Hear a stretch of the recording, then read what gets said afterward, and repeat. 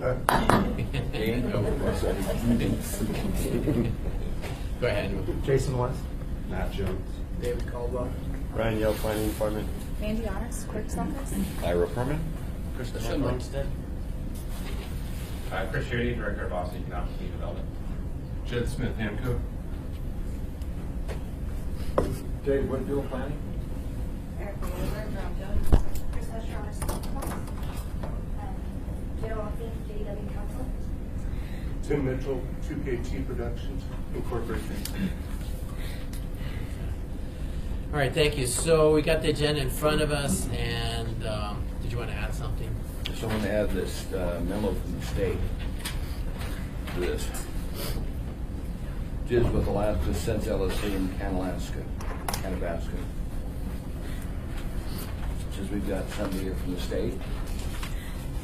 Okay. Yeah. Appreciate it. Okay, so let's put that as B, 2B. We will start with 2A, which is renewal of Babylon Company. And Chris Constant can kind of introduce the issue here. Yeah, thanks, gentlemen. Thanks for coming. I hope in the email that we had that you understand the purpose isn't to give you a hard time, but just to get on the record kind of what happened from your perspective, and then just move forward through the proceedings. So from that, so people have some understanding in the Canalaska kind of audit that occurred, and it's really actually in this packet of memos here. There were some jars of pure hash oil that were found at the retail environment, and there was question as to whether or not that was allowed to transfer wholesale amounts of product to a retail environment. And much of the kind of scrutiny is going to be on the other licensee, but just so that we are fair and equal in our proceedings, we're here to hear from you. So, about that hash oil. Okay. Do you want us to just run through a chronology, or do you want to? You know, just to fill in some of these things. So, you know, you get product from somewhere, you make the hash oil. Where do you get the product that you convert? It comes from the trim that we buy from cultivators. And it could be a whole variety of cultivators. Yes. It's not just like Canalaska sends you theirs and you process theirs. No, that's Right. generally not. Okay. That's, So why most don't of you it just comes briefly from through the out. process, and I think we read your review of, you know, you did it, then you did it, and I guess now you can fill that in for us. Well, so in January of 2017, we contacted AMCO, specifically James Holscher, who's their, I think, chief enforcement person, and we asked him about repackaging of bulk oil and to be able to sell the sale of bulk oil to a retailer to be able to allow them to then break the product up and to sell it into smaller units. And so this is all something that they already do with flour. So it wasn't covered in the regs, so I had called Mr. Holscher, as Matt said, because we were getting asked before we started whether or not this sort of thing was going to be possible. Because a lot of people want to have that sort of deli style with flour, and so they wanted it with concentrates as well.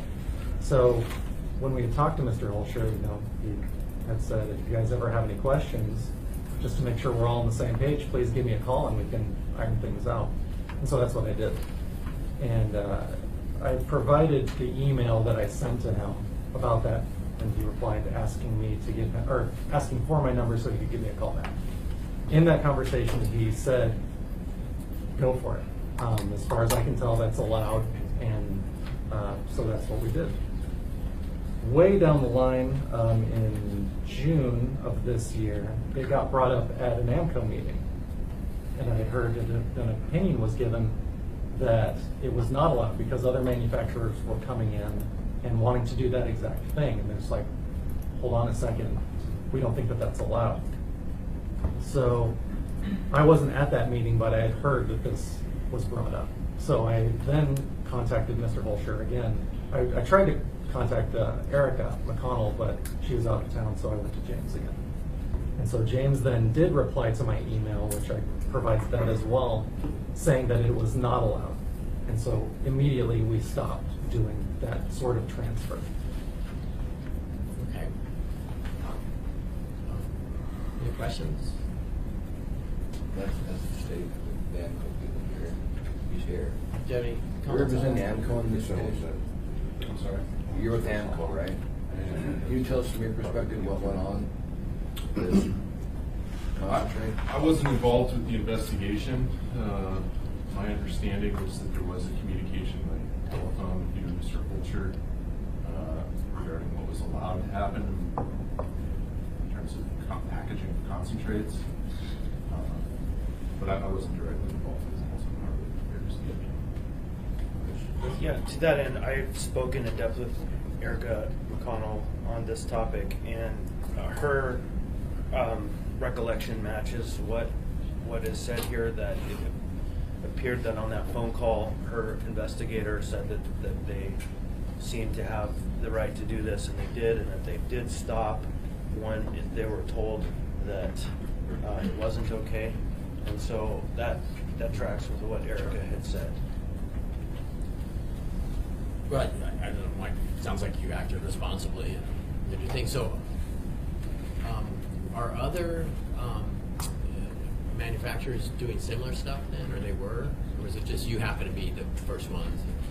There was something that was said during the hearing that I'm not sure, I mean, minutes haven't been released or anything like that, but I could have sworn that someone on the board had mentioned that they were aware of other people doing this, but that's me watching a video. I haven't read the minutes, but I thought someone did say that they were doing that as well. Let me see, Jana? Yeah, almost everybody was doing this because they akined it to when they allowed retailers to start rolling their own joints.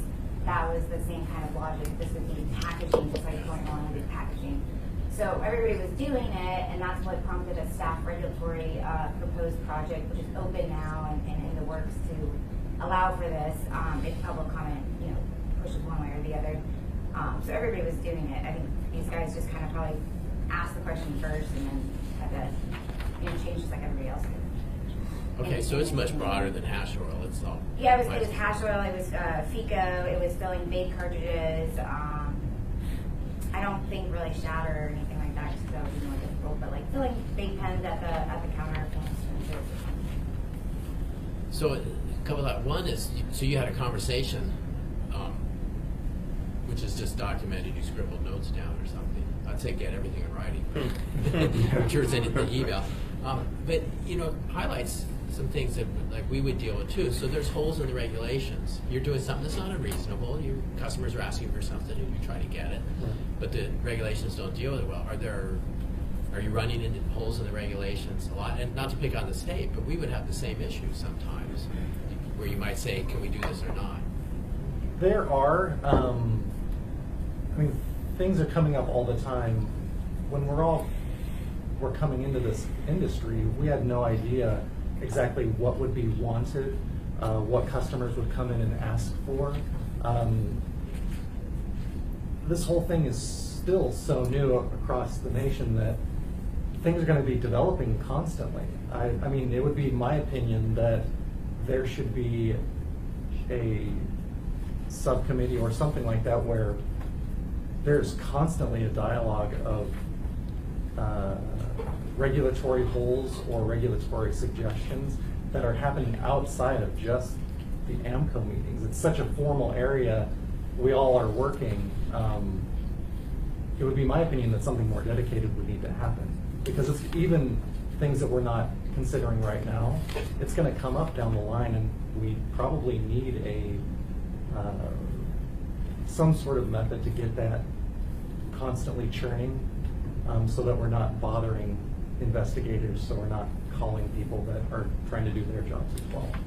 But Yeah, it makes sense. So at the state level, well, how about at the city? How are we doing? I don't think we've had any issue with the city. no, I mean, we've had our inspections. It's been cordial and quick, and I don't really have any suggestions for the city specifically. I mean, it's going to be the state that's normally investigating and having to uphold the regulations that they pass. So. Part of the problem with the state, and we deal with this when we switch hats and wear a different company hat, is especially in alcohol licensing, I'll go down to AMCO and to ask a question, or I'll call, and they're so understaffed that weeks will go by without a return call, and I can't fault them. We all understand the state of the state right now financially, but it's difficult sometimes to find a person to ask a question and to get an answer. I know they're trying, but so it's the same thing on the marijuana side. It's tough to get a timely answer. So often we have to wait till maybe there's something that we hear out of a board meeting that is coming up or has been decided, but we don't always get a nice piece of paper saying this was decided yesterday. And so we all have kind of learned to work with that imperfect sort of question and answer process. Well, and that was leading to kind of my next thing is when changes are made, there's no. How would you guys know? You'd have to have Jan or Chris or someone be there and within your own industry. A lot of it is, I mean, I'm the one who does the deliveries for Babylon. So I'm interacting with other companies all the time, and a lot of it is just word of mouth. Did you hear that this got brought up? Did you hear that this, or I ask questions. Did you hear, like, at the last meeting, they were bringing up these exact regulations that would allow for the bulk wholesale to retails for repackaging. That was on the agenda. Without being there or hearing or listening on the phone, I have no way to know. Without bringing it up to someone at the state and bothering them about it when it's me who doesn't have time to sit there and listen. So, Don't you have an industry group though, right? Is Carrie doing it? Or? We do have an industry group. There's a listserv that goes out from AMCO that has like the new proposed regulations. The problem is, and we have the industry group and we do the newsletter, there's just so much interpretation and so much can be misinterpreted. Even within the own board members, some of the board members are like, oh wait, we're allowed to do that, and then it's like, oh wait, we're not allowed to do that. So they still don't even understand their own rules that they're playing in, and so it would be unwise for an industry group to put out something that says this is what was decided X, Y, and Z, because it is still so great all the time. Interesting. Yeah, that's tough. We have to be careful too. So when we send notices like meetings like this and so on, do we contact the industry groups at all? I don't have contact for the industry. I mean, aside from Chris, I don't have like industry group contact. But if you guys want to give that to me, I can definitely put any contacts on our email list for this. Would that be useful then? I think that would be useful, but I think the state does a great job. The problem that we lack in the state is this process, this like work session kind of process where we get to sit and talk to people that are making the rules. Like we don't get that part in the state, even though I think the state could do like a work session that doesn't happen with like an applicant and the board and having a conversation as to what things mean. That's I think the biggest tool that the city uses that the state's not. Man, you do contact the individuals though. If they're coming in front of us, you do contact each of those. Yeah. But there's no way to send it out to all the other businesses that this is a license we're discussing today. I mean, they're required to put an email contact on their application, so whatever email they list is what we keep on file. And so I could potentially send out notice to all of the emails we have on file and just keep them added on to our list. But I haven't had the request from the individuals to do that. So typically, unless they're involved, I don't add them to the meeting invites. Thanks, Matt. I appreciate That it. might be spam if you did everybody without Right. kind of permission. But, so Chris?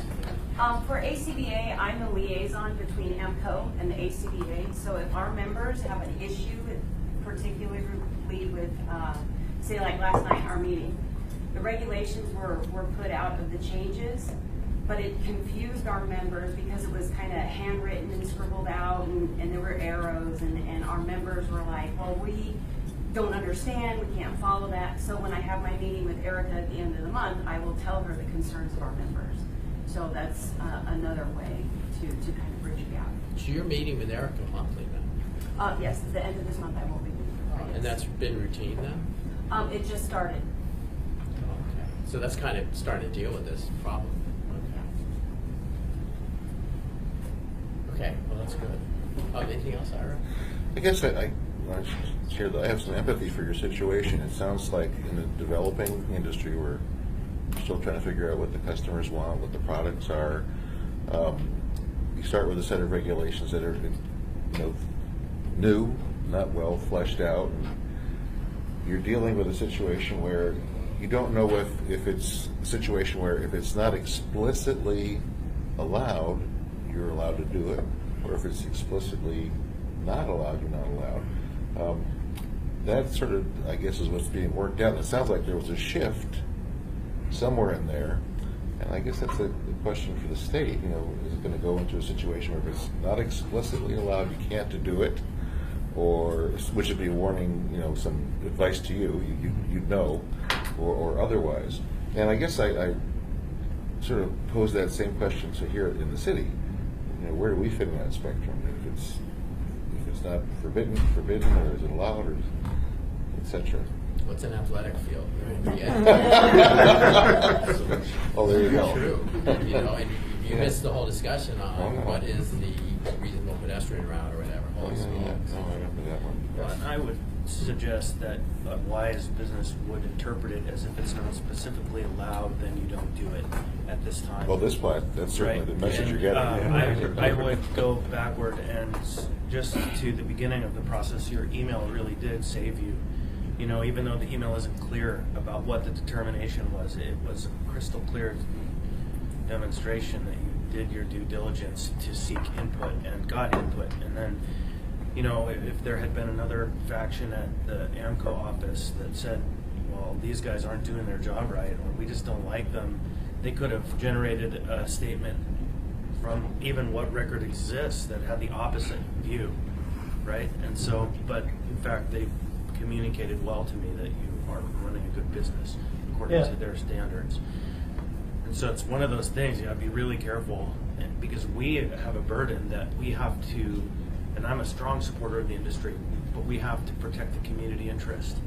And that puts us in a position to have to ask questions when things don't look like they follow the rules.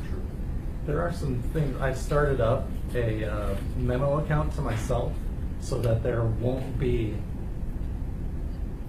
the need for recollection. So I have my own email that I send myself emails where it creates a timestamp. It creates my recollection, just like memos that are used in the government.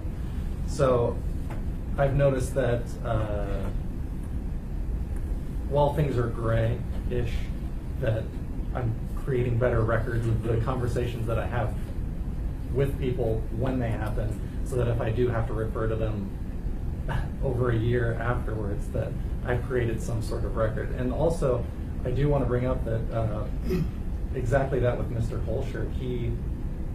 When I showed him that email, he did remember that I had talked to him a bunch in January and stuff like that. So I told him that I appreciated the way that he had handled the whole thing, that he did go back to his memory of 18 months ago and remembered our conversations, and then publicly did talk about them. So I told him that I appreciated that whole interaction.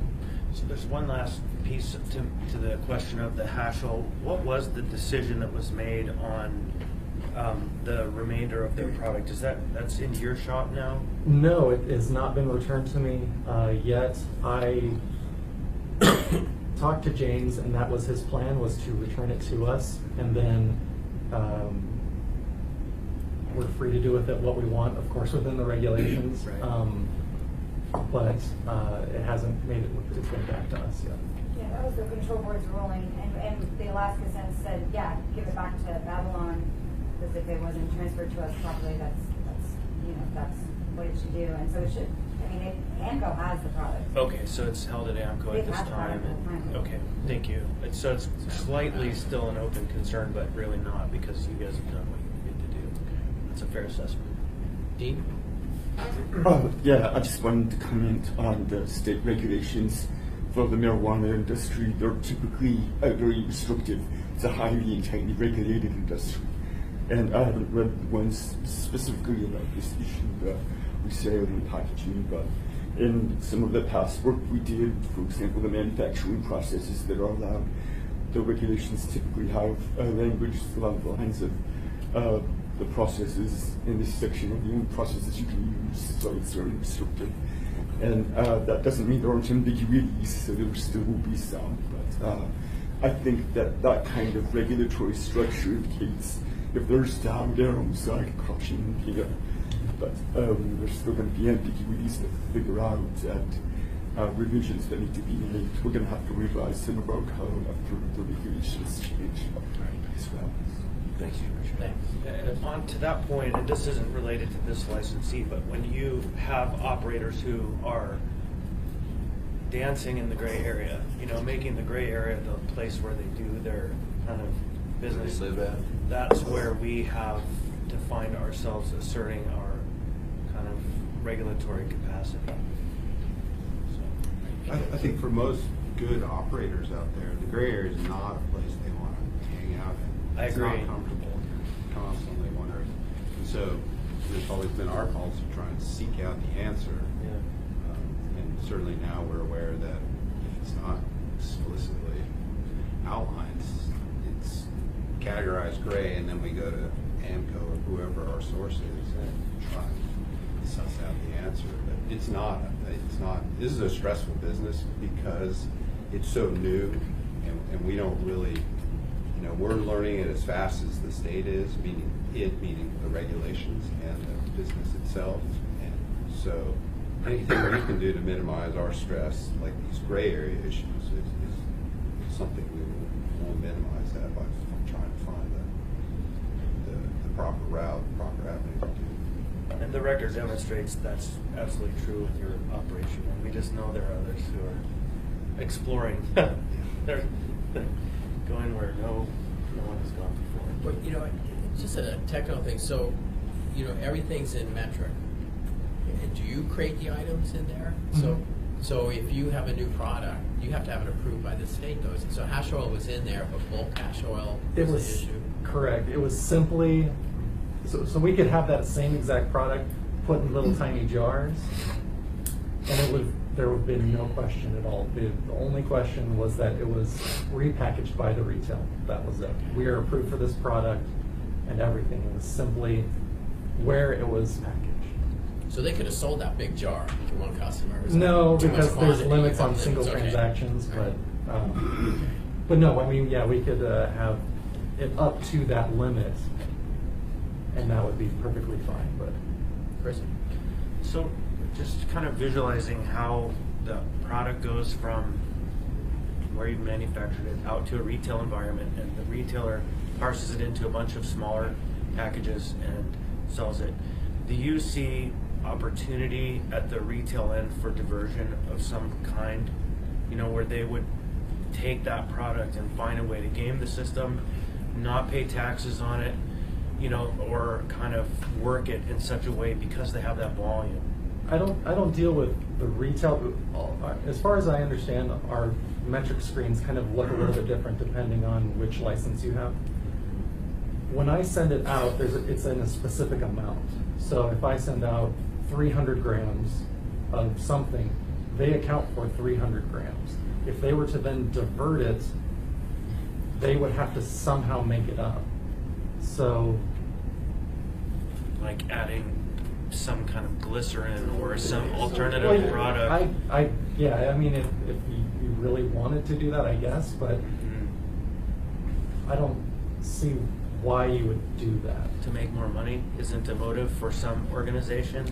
Maybe Sure. the extra amount of work I would think it would take to do that would be significant, so Can't that just your drop. margin would then just drop because you've just invested all this extra time in adulterating a product to make a little more money. But if you doubled the product, right? And so 50-50 split, how is a customer going to know if the product isn't coming through a tested environment, through a system that's regulated, that it's safe? I guess the answer is I'm not sure, but I would imagine that the customer, if I made a bottle of wine and cut it half water, I would think the feedback would also come from the world at large, the consuming world at large, and I would think immediately someone would notice. Yeah, I think that as you're really clearly pointing out, it's a new industry, new consumers, never seen these products before, don't actually know how they're supposed to work. I know a lot of people like that. Yeah. And so when they're experimenting with something new, they wouldn't know from a great product to a mediocre product. Yeah. Right. It's true. There are a lot of connoisseurs out there, and so when we have a certain batch of something, someone will comment, "This isn't up to grade A standards," and it'll everyone will start chiming in. I would think that feedback would happen pretty fast if a company were to try and do that. So a market force would be the correction. I would think so. Or 40 days of video surveillance where they could see somebody adding. Right. Okay. That's the Question, they talk in this memo about vape pens being filled up. Is that where people bring in their empty vape pens and they're recharged? Or do you just get new ones and fill them up and It's- sell them? It's both. There are tons of different styles. I don't think that people are bringing in their own empty little cartridges. They're so cheap. They're just a cheap little $3 piece that you fill. So I don't think that people would be bringing those in. I don't believe that that would be legal either. Does that allow you to do that? To fill. She's saying no, so. Yeah, I don't think so. I Okay. mean, she definitely. No, because it's will, like, so. no, I mean, think about the health risk of if Yeah. you're smoking on something, you bring it in and something, it's just not working like that. But you'll have your battery part that you kind of keep. So then you just screw on a new little cartridge and you don't have to rebuy the battery and stuff every time. Are those sold to the public in child-resistant containers? Okay. 'Cause I have So- no idea, so I thought I'd ask. Do we want to do something here or just? Well, do we need to make a motion to move forward or approve the license? I don't think there's really a problem. I just needed to have this conversation. Are you going to pull this out? Is it It's separate? already set for Yeah, so public this hearing. was one that was bifurcated Yeah, the it's last separate meeting, public so. hearing. So we should, I mean, it'd be typical Yeah. for us then. I would then Motion move that we just recommend. Make sure Amy gets a copy of this. She's not here, and I imagine that'll save us hours of debating. I think So this they is are easier. This is different in the license. packets, Different license. but it's attached to Nebraska and Alaska Sense, so it's attached to both of those. And I just want to make sure. But, so yeah, I would move then that we, the committee, send forward a recommendation of approval of this renewal. Okay, any opposition? Is it just us three? Okay, well, thanks for coming. Yeah. One last question. So the meeting is next Tuesday? Yep. Tuesday. And do you want us there to answer?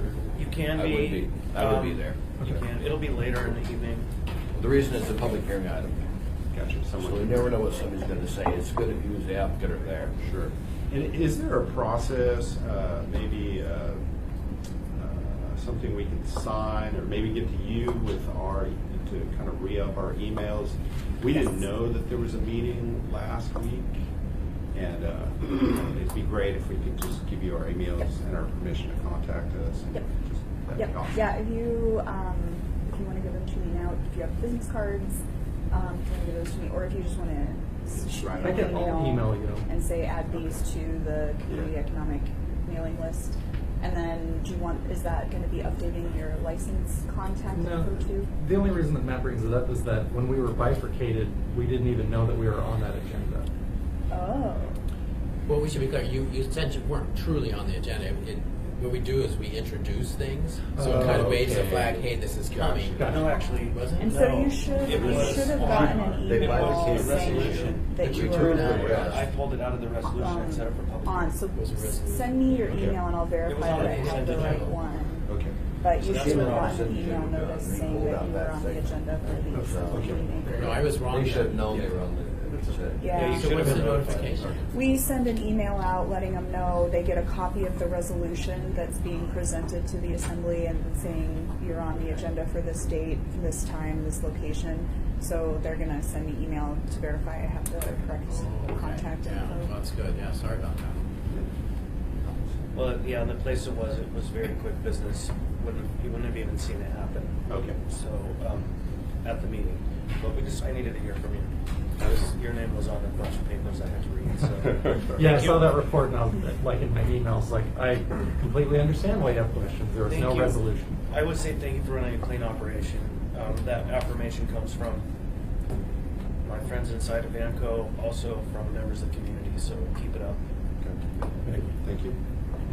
All right, thanks. So 2B added to the agenda regards this memo that mentioned Babylon, but mostly regards Alaska Sense and Canabasca. It's a letter from AMCO talking about an audit of plants conducted in the Alaska Sense license. So this is the retail, right? No, this is the cultivation, and so obviously they didn't think they were going to be on the agenda today. But this is a really old memo that, if you read the memo, it doesn't really make sense, right? Like the Bloom Room 10, 71 expected plants, 7 located, 4 unexpected. And so the reason why there was no further action taken on this is because their RFP gun thing wasn't working, and they didn't have. None of this was verified, and the numbers don't make sense, right? 117 expected plants, 113 located, 81 unexpected. And that doesn't make sense. Because they don't add up, right? They don't add up. So, Jed, I don't know if you have anything to add on that.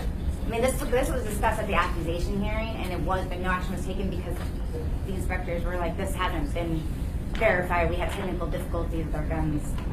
And in fact, I saw that, Mr. Chair, in one of the follow-up reports that it said they had to do further analysis because their records didn't add up to them. And so the point of the plant counts was one that was kind of set aside at this time.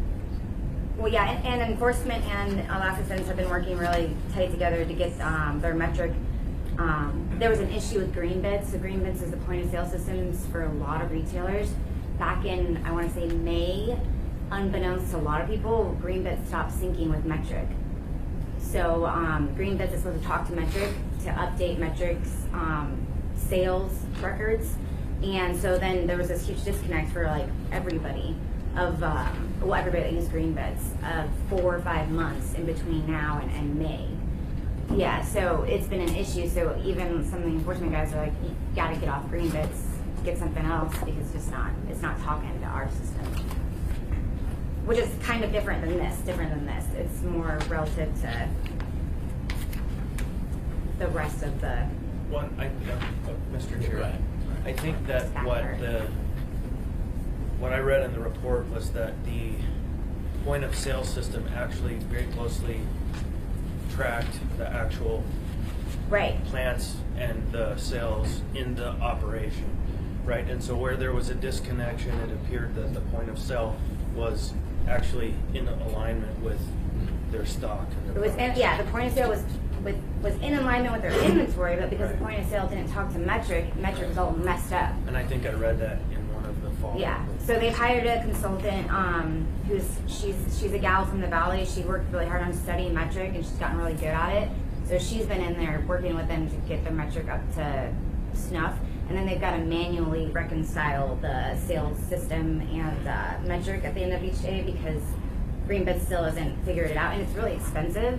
And you sign on for a yearly contract, so it's I want to say it's $600 a month. So you can't really just lose that value. They don't have an upgrade or something in the works. I don't know what's up with GreenBits. I mean, some of these are pretty janky. This is why I wish we'd have some smart 16-year-old kid from Diamond or something come up with a really awesome software system because these are just kind of janky and they're not really well put together. And it seems like somebody could come up with something cool and then have an in-state person benefit from it. But hopefully soon, someday soon.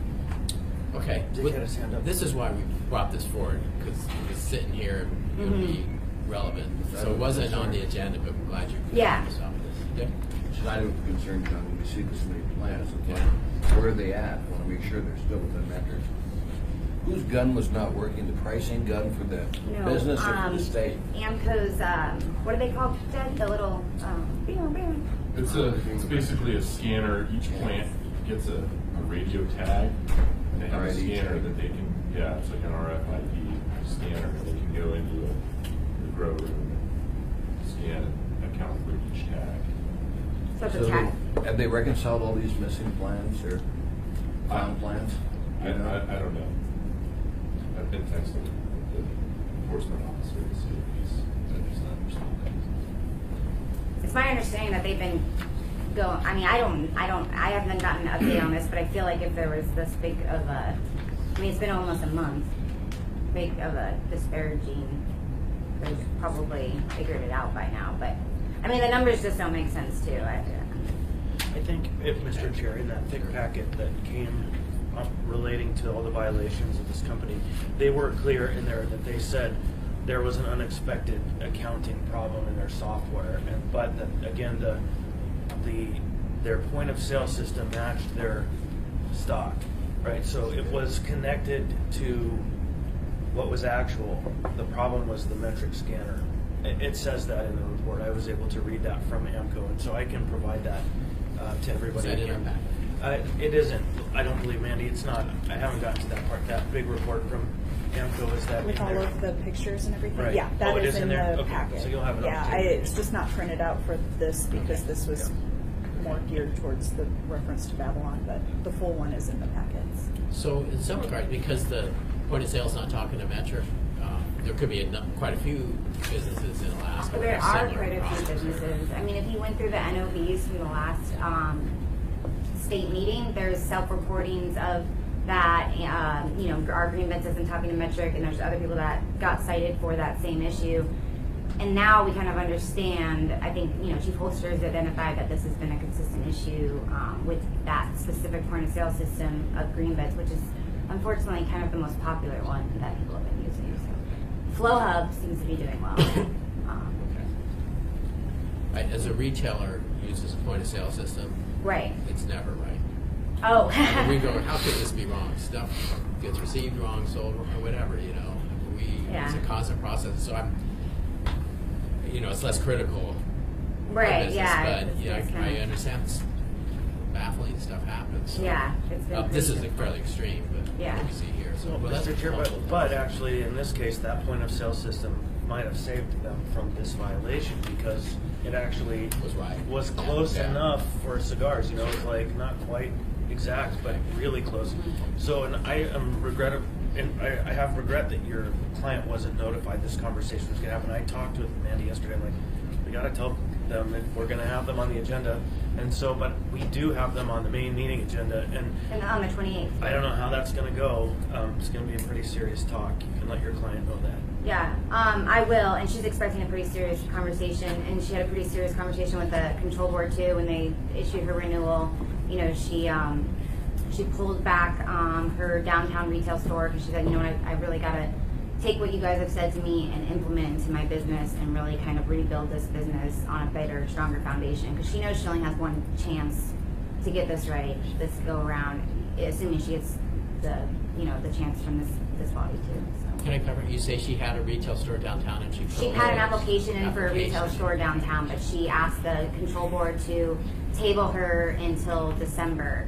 And the control board said, yeah, that's a good idea. Like, let's see how you're doing. Let's see how you're doing in December. And if we need to table it again, we'll table it again. You know, you need to, you know, they were, I mean, I can't speak for the control board, but I felt like they were happy that she's acknowledging that she needs to focus on just what she's got going on.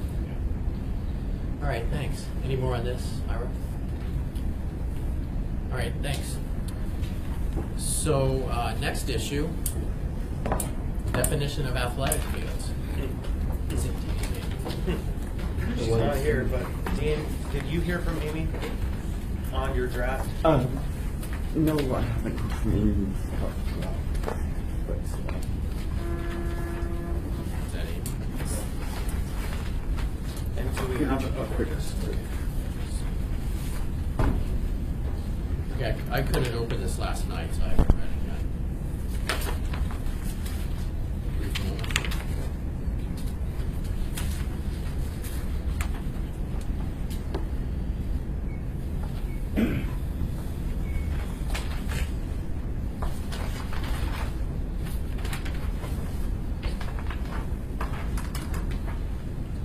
Okay, well, that's pretty simple. Yeah, what we did in our conversation is we talked about a universe of possibilities that went from a really broad redefinition and kind of trying to contemplate what does a youth facility or facility intended for youth mean, all of these things we went through the conversation.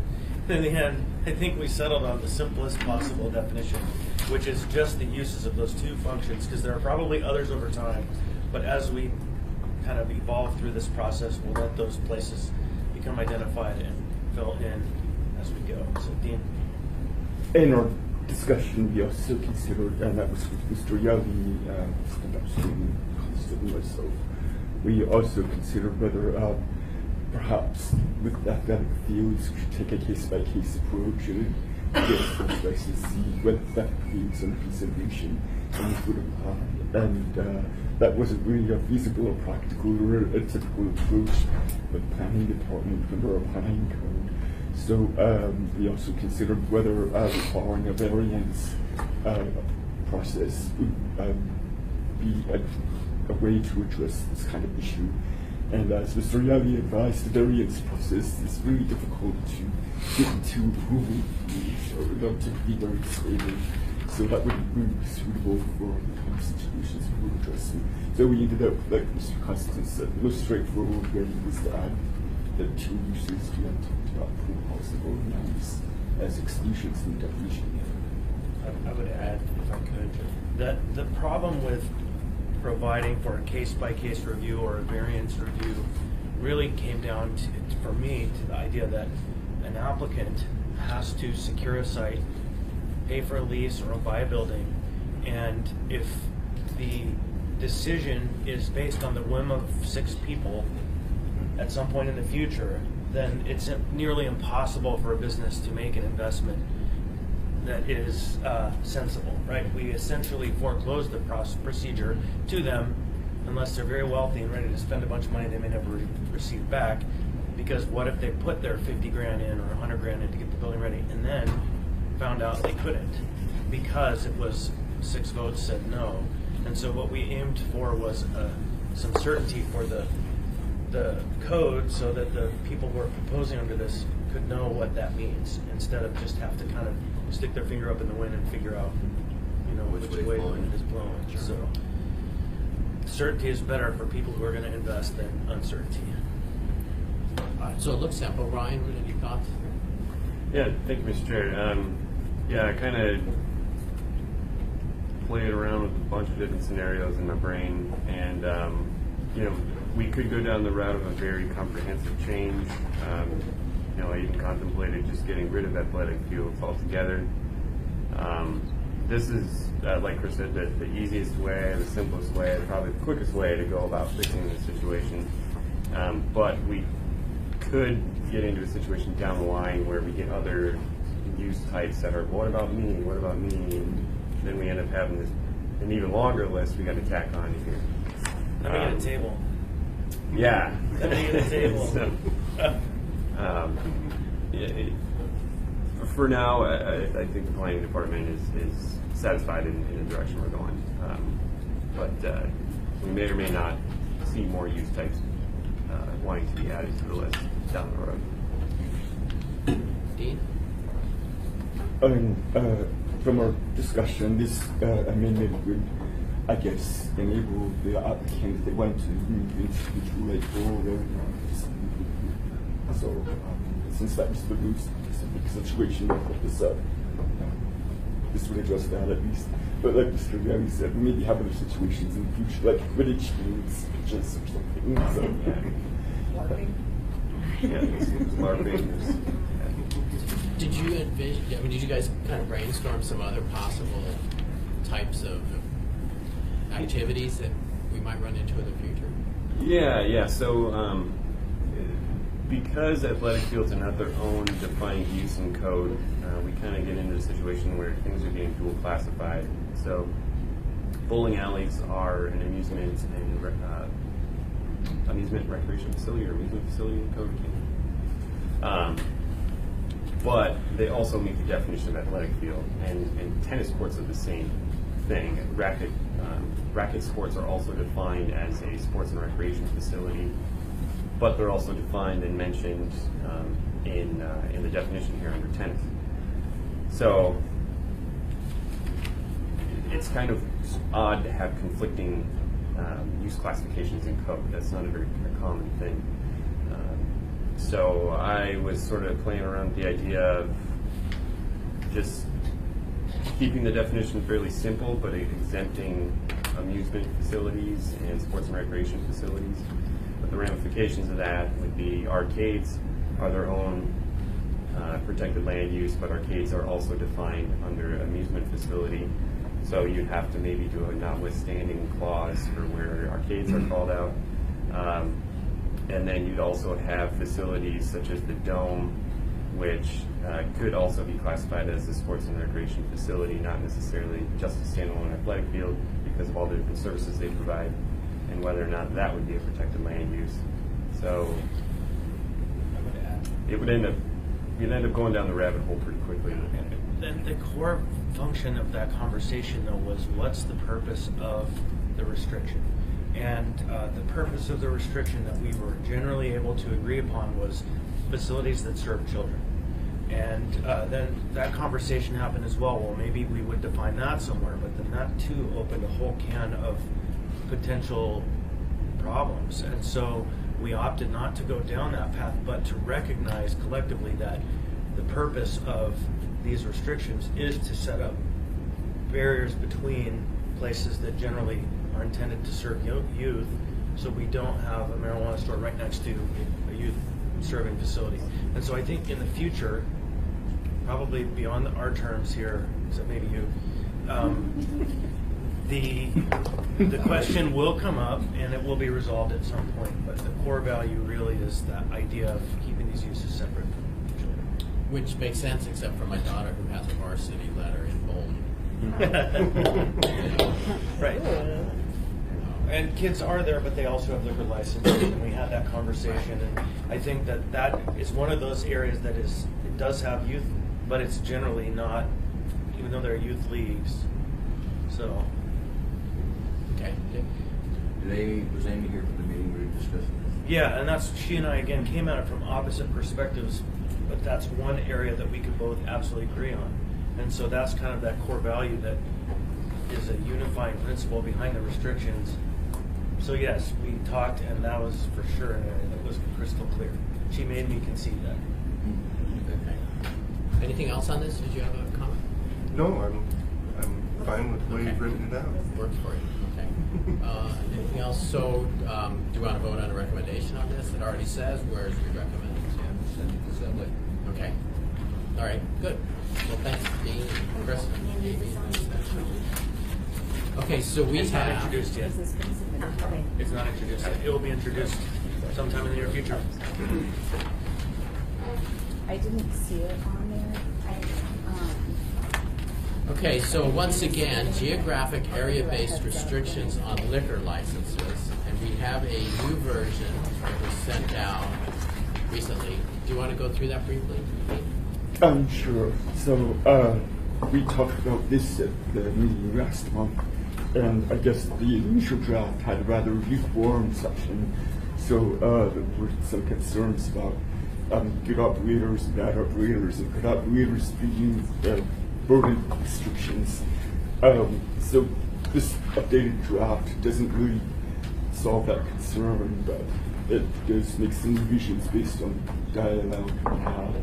So one of the main ones is we have subsection B that sort of compile restrictions that we rather so we have recommended the applicant to do licenses to put them in as a list of sort of a menu with the types of restrictions, explain restrictions that we added. But codifying that it just didn't seem fit very well. So we leave the types of restrictions open for discussion at this time, you know, that restrictions that we need to consider for a geographic area. And so this is a more simplified, watered down draft when we saw last time.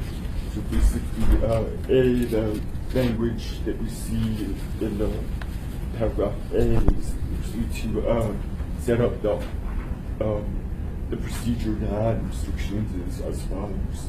and basically saying that if you want the area restrictions, you need to amend this subsection, So we've got, see, if you want to add area restrictions for, Spinard, Midtown, for package stores, overall, you amend this subsection D, and identify the area. Then you have A1, 2, and 3, identifying what the problem is, quantity that creates, or so forth, and then how to address it. And then figure out restrictions to put in place, and then amending the code section. So that's basically the process. So I recognize, though, that this doesn't, like I said, resolve some of the concerns.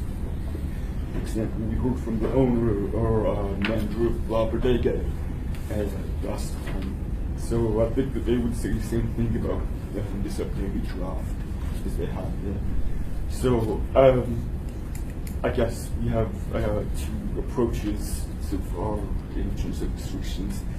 Asking code admin as conditions to an individual license when they come up for renewal, or doing an area restrictions here where we would in our code enforce, and it would be independent of, I guess, AMCO's process, and law enforcement officers could address violations, and then for our violations of our own code, we also recommend non-renewal of the license and so forth. So I guess that's my sort of background, but we have the two approaches, and which is better? I don't know, there's issues and concerns with either one. So this approach goes forward, let's get comedy and discuss what it is. Thank you. Chris? Yeah, I think that under section 1, 1050-45, part A there, your addition of may coincide with community council boundaries or a general market area but are not required to actually goes a long ways to reduce concerns some operators might otherwise have, because then, I hate to use the term gerrymandering, but you could kind of structure a district in a way that it only targets the problem areas and not just absolutely broadly the whole community council boundary, which is such a broad brush that it can't help but create harm. So I think that line is very helpful. Okay. I realize that we often hear of concerns from community councils, and they want restrictions within their area, but the lines, community council boundaries, they're already set. It's kind of arbitrary. So this is the line. We just probably need to hear this really look at the problem and figure out where. And maybe it coincides with community council boundaries. So. And I would add to it that, I mean, there's a lot of facilities that are very borderline between two community councils, and what if community council has problems with them where it's in the other council's boundary? So. Erica, would you like to sit here if you have any input, or we can ask you some questions? No? Can I ask you some questions? You gotta line the fire. Sure. So you've seen it, because you've been following this. So basically this takes out that section B that was kind of a menu of possible things we could do, which I suppose is fine, because we can always grade those the same way we did for the earlier versions. But you have at least one store in downtown, right? Yes. So you deal with area restrictions already. And how restrictive is that? I mean, how's that working for you? Well, the downtown restrictions have been around since the 80s, so they were actually around before I was hired with Brown Jug. It's part of everyday life. We do have to monitor the products, and then when we put something on sale, we have to go back on the back side and change the price to those locations. They cannot sell the product at that price. So if I put a product on sale for my entire chain at $9.99, I have to go into these locations that cannot sell it for $9.99 and increase that cost to the minimum required. Is it your sense that having those area restrictions for downtown are preventing public drinking and litter problems downtown?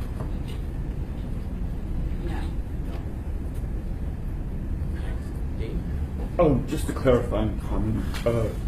So it might be that in the 80s, conditions were added to conditional use permits. I'm not sure, but this code section of restrictions in the downtown Community Council area was added in 2010. So that's an area like it. And I'm not sure if memory serves, but there was a Brown Drug store at the time, and I think they've closed since. Isn't that right? Was there one off of 6th Avenue close to the Hotel Captain It's shut down? It's open. Oh, no, it's still there. Okay. And they're seeking to Maybe change. it doesn't serve right in. And they're seeking to change one of the restrictions. Yep, I would offer just as counterpoint that you actually don't when you're downtown between kind of Elder Ray Park and on your way back up to maybe Cordova, see little shooter bottles all over the place, just littering everywhere. And so there are some who would argue that it is still working. I question though, do these same conditions apply to the two new package stores that are operating downtown? Right, we have Crush and we have the new one at 49th State. I didn't see them kind of have these overt restrictions. They're in Title 10, and so they're applicable to. Gotcha.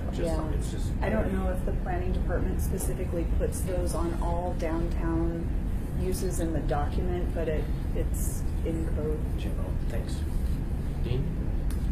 This code section applies just to a package store within the areas of Crush and 49th State wouldn't, this would apply to them. Why not? Well, in current code, current language, it's on page 2, line 13. It's for a package store authorized under state license. So, subsection B here holds current code in subsection A. It only applies to package stores within the downtown community council area. And those are. So Crush isn't a package store. Yes, it is. Okay. Yeah. I thought there They was have one. They have two types. Okay. And 49th State. Oh. And 49th is applying for their package store. Yeah. Okay, then that's never mind. Chris, just keep in mind, the state doesn't enforce this. No, I know. We have to. Sometimes we add things into it, we don't realize we're going to have to enforce it. I mean, when we closed Spirits of Alaska, when the community council organized to do that process, there was a faction within the community that wanted to close both the liquor stores in the neighborhood. But what they did was they assembled a list of all conditions required on any store in Anchorage. And then they looked statewide, and then they looked up and down from Washington and Oregon. And then they sent us back a document. We proposed these conditions. It was 14 pages. And it was absolutely crazy. It was very dysfunctional. That would be useful. That's your menu of options. Right, but they wanted all of them on the one store. But Save that list. I haven't. And keep in mind, community councils are effective if there's an overt problem. But most community councils have usually 12 people that show up, and they represent about 30,000 people. So I can have another meeting and get another 12 people have completely different opposite ideas. So if we're going to do these sort of things, we have to keep in mind we're agreeing that we'll have to enforce it because the state's not going to. Thank you. Dean? This draft ordinance was developed from our dialogue here at committee meetings. I think that the planning department might have some comment, Mr. McDonald, in terms of the expert on the alcohol uses. I don't know what planning thinks of this. Let's find out. Did you get a chance to look at it? Good to hear from you. I'm just looking it over for the first time now. I think I've expressed some of the sort of concerns, big picture concerns that area-based restrictions might cause. I guess I'm a little surprised that the committee is still looking at an ordinance with these kind of parameter restrictions. I thought that maybe this would quietly go away. Yeah, I could say more, but maybe I should just stop. No, we want to learn from you. I mean, you're the one who will deal with it, so it's all very valuable. Well, no, I mean, I won't. It's their constituents in the industry that will deal with it. This is D-Link from the zoning. putting operational requirements, price requirements. All you have to do is look at the current rules that apply to downtown and see how nuts it is. They outlaw cheap wines and white port. Is that a specific type of product that used to exist in the past? Can you do that? I mean, it's. I think it definitely puts you. You can be sued over it, right? There's just where to begin. I mean, I've said things maybe twice already. The problems that this causes. So you guys will have to revisit these rules and how you're tinkering with rules that. I mean, you can either deal with individual bad operators, or you can regulate everybody, good and bad, by this. Well, I think your point is well, and they weren't ignored, and that's why we deleted a whole section that had that list of, possible, it's kind of the menu of possible restrictions that have the prices and the products. So this basically would just tell us we can do an area if we want to, and how we do it is not really mentioned in here at all. Mr. Chairman, sorry, just a follow-up question/comment. I think that the conditions under which the downtown restrictions were passed are in many ways similar to today, but in many ways are also very different. And the overall expectations of that industry and package stores in general has been elevated since the late 70s and early 80s. That's something to take into consideration as you look at this. I don't share the same opinion as my colleague on whether or not it's ridiculous. I think it has worked well for that community over the past 30 years. And can that success be replicated in other communities? It's going to really depend on the specific issues of every neighborhood. It's tough to say that we're going to take a zone-based approach universally, but without understanding the on-the-street realities of what that means and what the community really wants in each zone. That's my opinion. The second question I have, though, however, might be directed to Dean or someone in legal, which is, in the 80s, when Title X was amended in this way, were there any lawsuits or was there any concern about the city approving such restrictions that we should think of as we craft this legislation? I'm not aware of any, but I haven't really looked specifically to the lawsuits. We can consult the law department. Thank you. I don't think there were. Chris? Yeah, so having had the distinct pleasure of sitting through 6 hours or more of AMCO's meeting last 2 weeks ago, Amy and I both, so the assembly spent 12 hours listening. Mr. Coffey was there, drove up and presented on mom and pops, which is kind of the origin of this. And what I heard him say on the record was that he supported that his client supported the conditions applied to mom and pops, predicated on the idea that the broader area there would have to address this concern because of the disparity it creates between his operation relative to the 5 or 6 others that are within walking distance of that area.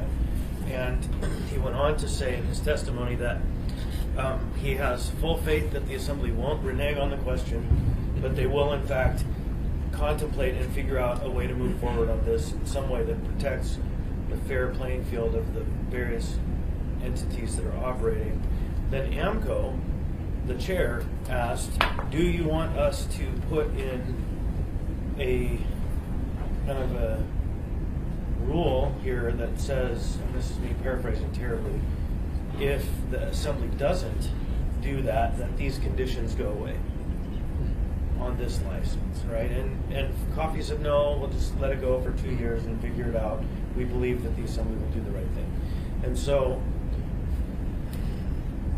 I understand your concern, and I tend to agree. Price controls and coming up with listed products, that doesn't make a lot of sense.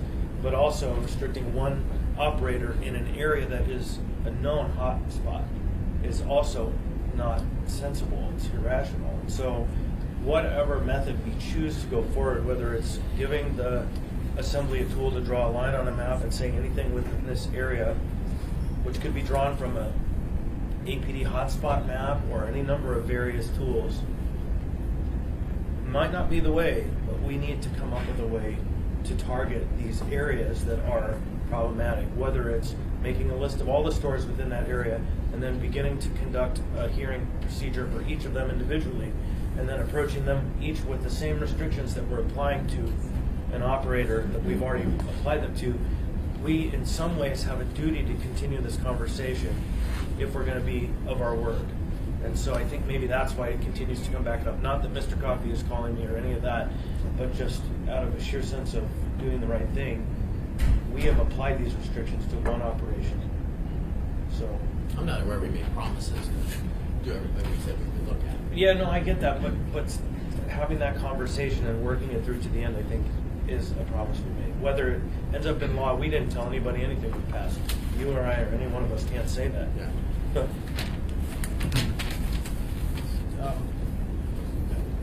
Promises aside, we have a responsibility to our community, and we've heard from the community councils in this affected area that we got issues here, and those are litter, inebriacy, just general bad behavior that they can track to those, or they'd like to be able to track to those stores and to be able to abate the bad issues. For example, out in we hear from Ms. Robinson quite frequently about the litter issues, and one of the things we know that once we pass something like this, in this procedure we would identify the negative impact, which we say litter. We then have to figure out the geographic area, what happens, and then have to identify how we're going to deal with that litter. It might be a simple thing of applying the label on the product at the time it's purchased and being able to track what those litters are. So that's sort of the process, but I do think we have this responsibility. I understand your situation, the difficulty this puts you in if you have to be the enforcement agent on this. Maybe that's not the way to go. But we do have that responsibility to the community.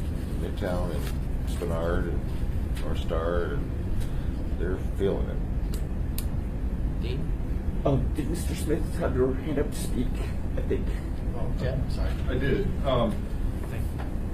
I really appreciate where this ordinance is coming from, and as someone who lives in a neighborhood that has one of the highest densities of alcohol licenses, I'm confronted with this issue on a daily basis. So I really appreciate that something is being done, and that this isn't quietly going away. I'm not necessarily.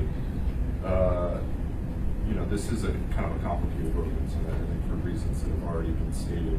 I can tell you as someone who is involved with the community council that how each establishment is addressed is a challenge.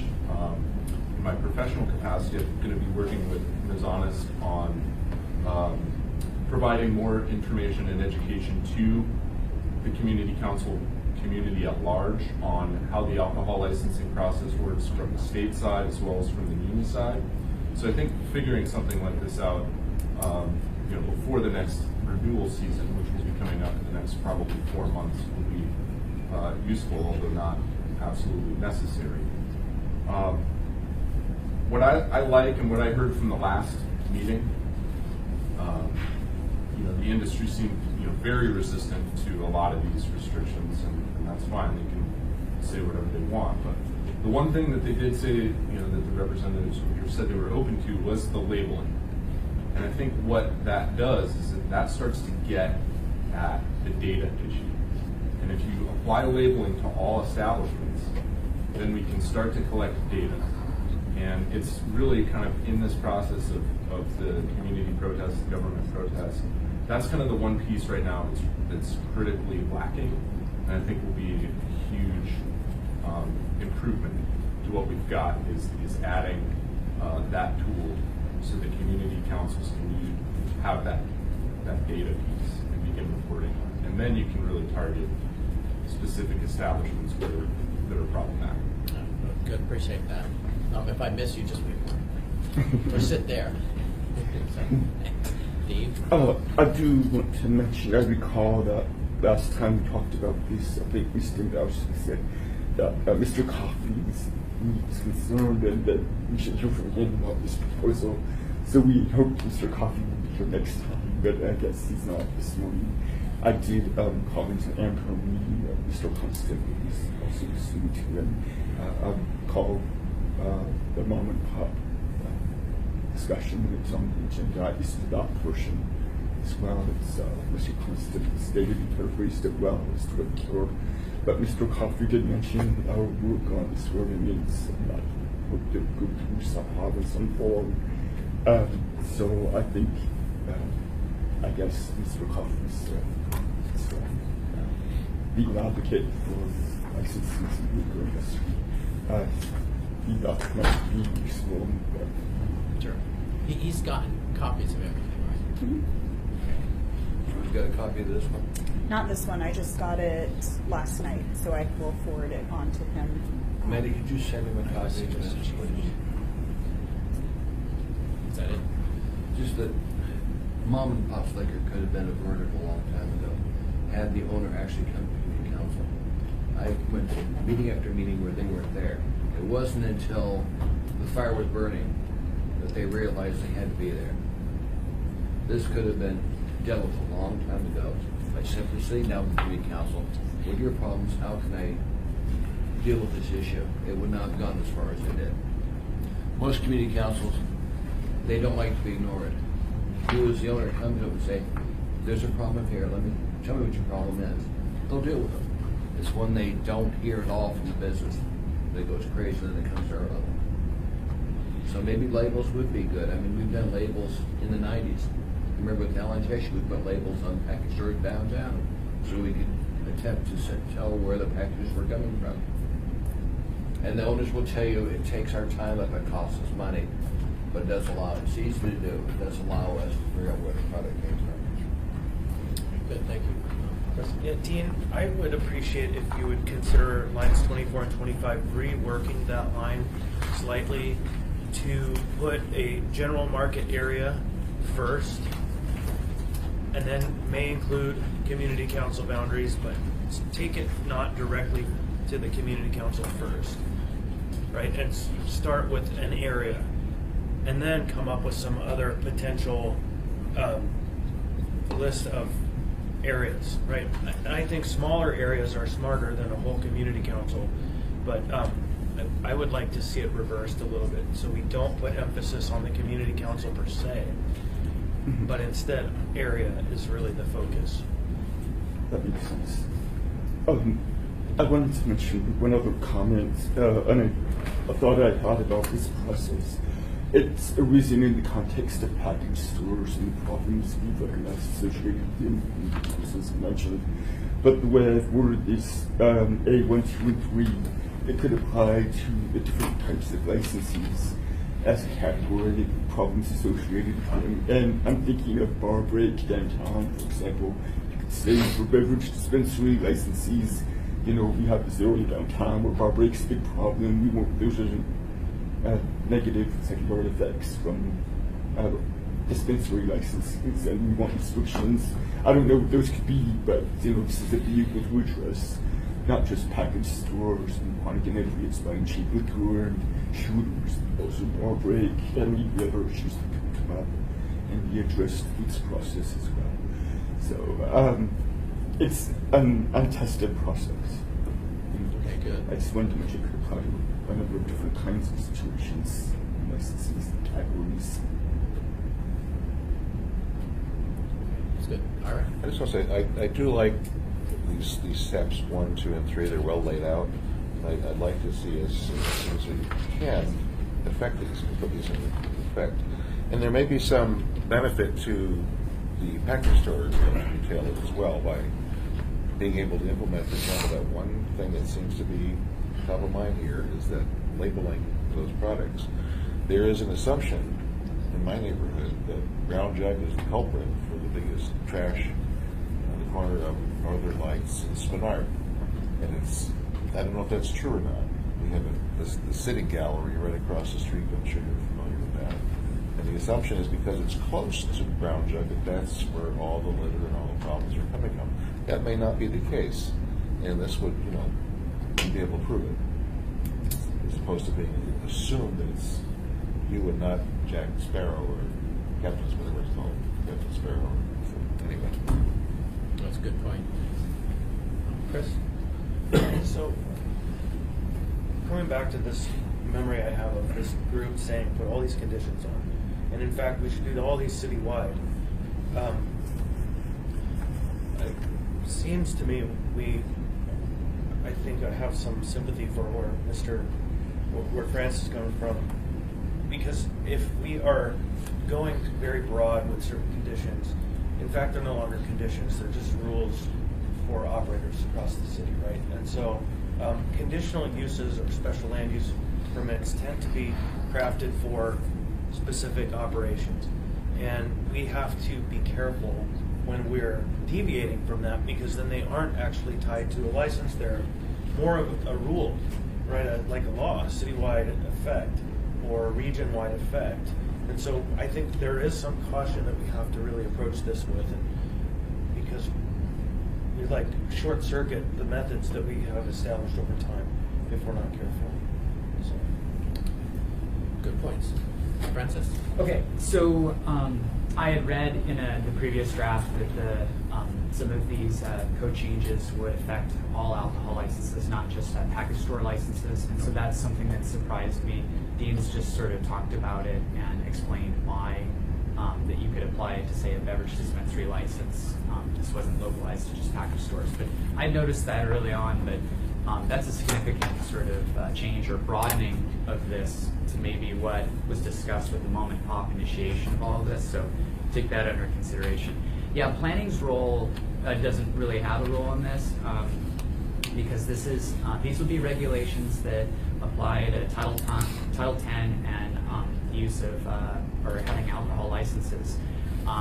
The zoning, these are not appropriate sorts of rules to place in a zoning type of entitlement, conditional use permit, special use permit for alcohol. That's why they're here, and we're not talking about putting it in a zoning sort of thing, which is good. But I do sort of have an interest in seeing the this committee make smart decisions and pass good regulation, and so that's why I sort of chose to comment. Now, one of the things that I have not, one of the arguments that I have not brought up previously, because I don't want to repeat all the other stuff I've said, but and the reason why I didn't bring it up before is because admittedly it's a weak argument, but if there's the class warfare kind of problem that regulations like this cause. So would you say, okay, well, we have a problem with trash originating from McDonald's, so we're going to tell all the fast food restaurants or all the restaurants in town that we're going to say you can't sell food for less than this amount, and put all these sorts of rules on an entire industry in those types of businesses. So, and where I'm going with this is, I have the ability to go and shop at La Bodega and purchase an expensive bottle of wine. But my neighbor may instead go to the budget liquor store to buy their wine. And these restrictions limit what I can buy. I may choose not to take my family, again, I'm talking about me, I don't take them to McDonald's to buy French fries and burgers. We may go to table 6 for dinner. But there is a place for that McDonald's, because you can afford to take an entire family out to dinner on a budget to that restaurant. So while it may be my personal consumer choice and my financial ability not to shop, at fast food restaurants, other people may depend on that, and that matters to them. Or maybe there's the fun house, for their kids or something like that. And so if you take that analogy, you're now doing that to liquor stores. So just, this is sort of really hypothetical thinking, but be aware of these choices, have effects on the community. Thanks, Chris. It's interesting to go down that road, because some would argue that these fast food stores are toxic, whatever, but I don't want to go down that road. The difference, though, between a package store that we're talking about is not so much who has access or what products are specifically available, but what happens to those products and the people who are using them on the streets, right? That's the issue that people are really trying to get at. And I'm not sure how we kind of sort through all of that to target specifically the problems that people are seeing on the streets. But, you know, when the assembly closed down Spirits of Alaska, you know, you saw the videos. There were people like passed out drunk on the property, you know, drug dealing going on, really bad operators. And so I guess we do have the tools specifically to tackle a bad operator. But the question that the community is driving around is there's this ongoing problem of people partying on the streets outside of these operations, and that isn't good either, you know. So, Francis? yeah, so I lived, I was the closest home to a McDonald's in New Naka Valley. So I owned a property. It was right next to this trail that went from my neighborhood to McDonald's on the other end of the trail. And there was tons of McDonald's trash that ended up in my yard, and then my house attempted break-ins and all this stuff, right? Well, you know, not necessarily related to McDonald's or whatever, but the trash was definitely McDonald's trash. So I called up the owner and I complained, and he was really responsive, and he sent his trash person to come pick up trash along this trail, and that was a responsive owner.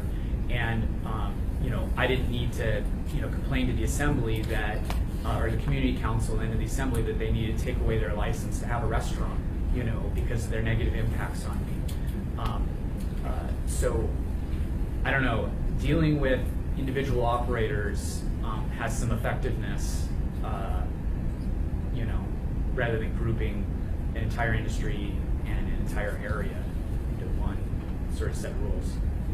I'm literally torn right up the middle of it. Huh? I'm literally torn right up the middle. I understand exactly what you're saying, and I agree, and I understand exactly what they're saying, and I agree, and I don't know how to walk that line. Well, maybe baby step with, like, figure out if you want to do, you know, labeling to deal with the trash issue. Well, you know, I think what we have here lets us do, and this is not like our first thing will be to grab the big hammer. I mean, our first thing is the community council goes to the establishment, as they did, and say, hey, we got a problem here, and work it out at that level. We would never know or hear about it. So it's really when it becomes a chronic issue. Now we look, do we deal with them individually? Is there an area-wide issue? So this doesn't force us into immediately looking at a market area to do anything. Sure it does. Once you have this for one neighborhood, all of them are going to want it. Yeah, possibly. Absolutely. We've had package stores on downtown businesses for long years, and we've never multiplied that across the city. If we would have done that in Branch Town, we've done that in the 90s. When we started dealing with labeling downtown, size of the product you could sell, we didn't take that everywhere. It's like I said, when it's like some mom and pop that ignores the community council, it gets out of hand. So, Isn't, though, the core of the issue not that everyone's going to want it, but that there are some areas that are going to be able to demonstrate that there's a real harm going on, right? So if you had 5 McDonald's around you and your house was getting buried in 5 stores worth of litter, and you asked the stores to help and they wouldn't help, they're like, screw that guy, we're making our money, we're doing our business, and then you had no appeal, but you had to go to your community council and your government and ask for help because you're literally drowning. It's, you know, that scene from Idiocracy. You know, it's happening around you.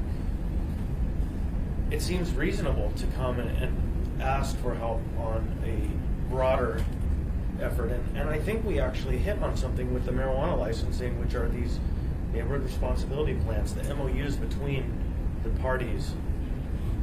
We don't know if they're working yet, right? But we certainly in the marijuana industry have seen that they are ensuring that the businesses are engaged with their community councils. And in fact, our community councils have seen a rise in leadership, of committed leadership, of people who are in these stores because they see the benefit of having a relationship. But don't you think, Chris, that if an ordinance were to pass to empower area-specific alcohol restrictions on all the package stores, that Spenard would ask for it, Midtown would ask for it, University area Community Council, Northeast Community, Rush and Jack, they would start to come, they would all seek these sort of restrictions. And it would be different restrictions for each community council, and Challenging to match. this, make no mistake, that passing an ordinance like this opens the door to significant changes. It does. I would just mention, like Mr. McLaughlin mentioned, this would be in Title 10. It wouldn't be County Department's enforcement issue at all. It would be Title 10 and code enforcement that works the clerk's office for Title 10. It would, they're burdened to enforce it. I guess. Well, that actually haphazard raises areas more with rules regulation. Jack, that we have a Oh, conversation of course, about yeah. what does this mean to you, right? How would you deal with this? It's like, give me 4 more staff and I'll deal with it.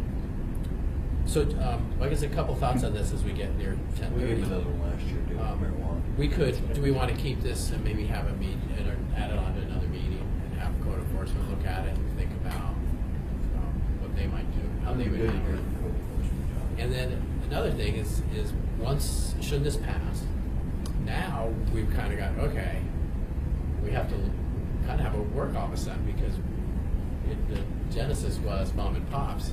Now, pretty quickly, we're going to be asked to apply to that whole area. So once we do this, it will lead to that next step. So is maybe though a baby step. I'm sorry, I'm hiding back here so you can't see me raising my hand. I'll offer on code enforcement's behalf, I'll offer what you're basically going to hear, which is we are a complaint-driven entity. So if you place rules on a package store or licensee and the department receives complaints that they are being violated, we will investigate. We are not we don't visit sites unannounced preemptively and don't have the capacity to, and even with another body really probably wouldn't be able to. But the reality is that if you have neighborhoods that coalesce around concerns and they choose to enact these rules and they're vigilant in reporting them, there will be enforcement. Through the community. Good, thank you. Chris, what's John's workload right now? Jack's workload right now? Isn't he just really pushed? Because all the illegal signs that are out there, that's keeping him moving constantly. We have no shortage of work, sir, and we respond to every complaint we get for any code violation eventually. So, Mr. Chair, I think another way to approach this might be, instead of creating a general tool, create a specific tool like we did in the 80s for the downtown for this area of concern. Instead of creating a general and broad net approach, what if we just did Part B is the area that we define around a certain problem situation today? That, that maybe would narrow some of the concern, that we could say this is doable for another neighborhood should they bring up a broad array of concerns that are established. But instead of creating a citywide, community-wide tool, Part B instead is come up with a name for the area that we, again, I would go back to the police heat map, crime calls for alcohol, but there might be another way to get there that narrows it really tightly around this half a dozen businesses. I think that's what this is. This is our guidance on how to do that. That's specific, but or general, what I'm saying is specifically instead, maybe we narrow it to the Midtown section B15. So we just say for the Midtown area. For this we might area, do a general. Yeah, you know what I mean? So instead of creating a broad citywide policy, Part B is not downtown and not citywide. Part B is the Midtown problem area. Well, then basically we've done this, but we've narrowed it down. Effectively, it would be narrowing it even further. So, that's not going to get demanding. So potentially taking out community council altogether might alleviate some of that concern that all community councils would jump in and want these restrictions, but leaving it as a geographic area restriction and not even mentioning the community council borders might help with that. Because then you could cross a couple of boundaries, you could just select, within a certain block within, you know, it would be geared more towards the actual area Right. versus, And what if it wasn't geographic though, instead it was density of licenses? Right, because what we're really hearing is we want to do this broadly across a number of licensees. Maybe it has more to do with the number of licenses than it does with the area. We could use that to define the area. Ira? Chris, to your point, if we were to restrict it to a specific area, define an area, Right. you'd still have to go through a process, and this is really, I think does a very good job of saying what that process is. You identify the negative impact, you identify the area which it's in, you identify the remedies you're going to apply to it. I don't know what problems there are in other areas of town. I don't know what's happening over in Muldoon, Mountain View, South Anchorage, I don't know. But I can't imagine they're all just wonderful, if they don't have problems. And if they do have problems, then maybe it does get applied that way. It does seem to be a code enforcement issue, really not one for your department, correct? It's a code enforcement issue. The planning department doesn't do code enforcement. Right. But what you're proposing, though, instead of dealing with individual bad operators, instead doing some sort of area-wide, some Right. sort of area-wide version of that, then you run into the problem that you heard about from La Bodega. You put them out of business when you place those kind of restrictions on them. Quickly follow. I happen to agree with you that some of these restrictions just don't make sense. The price ones in particular, and I think we should be mindful of those comments of La Bodega and others. But there are restrictions that do make sense, and I think this business of putting the labels on, I think, would go a long way to identifying what I'm hearing is the big issue, which is littering. Where's that stuff coming from? Dick? We could take one step with the labeling, and I could definitely define Midtown geographically. Well, just offhand, I mean, this what we've done with this version is there are none of those that menu of possible Right. things we maybe kind of sort of might have done Right. is gone. So it really just says here's a process for looking process. at it, and what would our restrictions be? It could be as light as label and go to your community council meeting. Right. So we really did. It just gives us a process for doing it. The labeling issue, to me, ironically, seems like one that could be applied citywide without much hassle. It's a very simple procedure at the point of sale. Just whack a little sticker on it. But the industry will go up in arms. They might, if put on the table, these variable challenges, look at it and think, well, all these restrictions that might come in a geographic area that make it really hard for us to run a citywide business, instead do this one thing and that would solve the headache for now. I don't know. Okay, let me zip around a bit. Francis, do you have this comment? Erica? I just wanted to comment real quick about the label citywide and the industry current effect. Honestly, it probably seems less than that because it's something that everyone has to do. Whereas instead of just mom and pops or this one little operator who owns 2 stores or Brown Jack who has to do it in 3 of the 15 stores. Right. So you would see less kickback because it's something that everyone has to do. Very good point. From my perspective as an operator. So, and you're saying, so citywide is what you're like, we're going to do it citywide. I think if you're going to do something, I understand the areas, but like the labeling, I think that would just be citywide. Because that way everyone has to do it, and you could actually use those labels for the data collection for the city, for the problem areas. Because some problem areas, downtown, we have to label, there's only a couple of liquor stores. But I've seen emails from the downtown partnership that were terrible. I don't want to repeat everything that was it. It was just completely disheartening. But downtown is also the hub of the transit system. The transit system is the fastest and cheapest way to get around. And I could go anywhere in town and end up in downtown and still drink in the parking process. I mean, as somebody who's been working in the industry for 20 years just about, and then just as a citizen myself, these are things that I think about as you guys are discussing these kinds of restrictions. Very good, thank you. Dean, do you have anything to add? Well, I would just add one thing.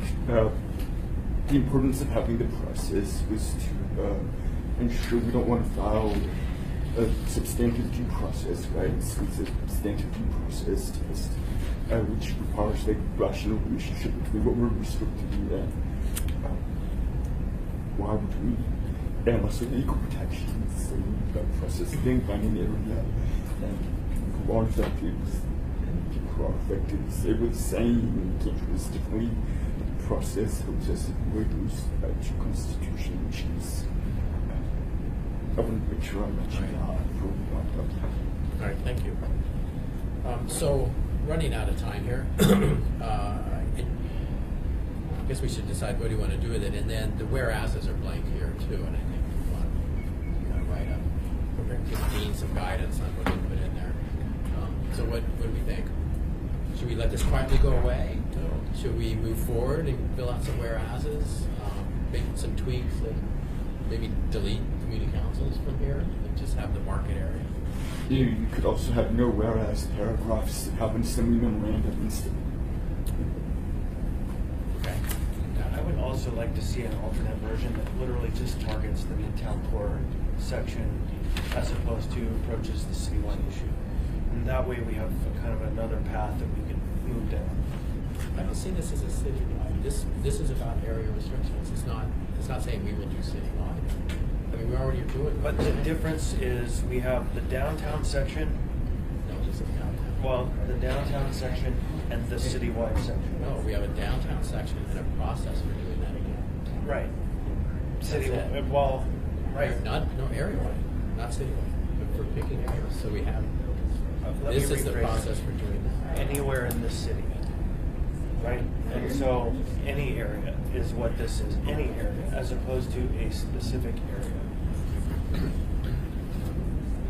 I'd like to see a version that just deals with the Midtown area. And I can define that area.